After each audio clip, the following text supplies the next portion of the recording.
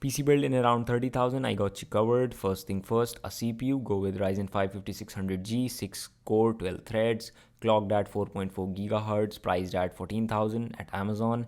A motherboard, Asus Prime B450MA Mark II, priced at around 7.5K. RAM, Corsair Vengeance 8GB, priced at around 2245.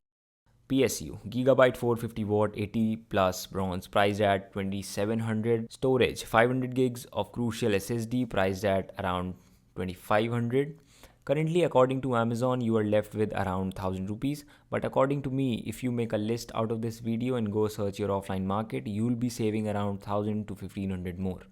Or also, if you buy some parts from us, you can buy yourself a better PC case after that.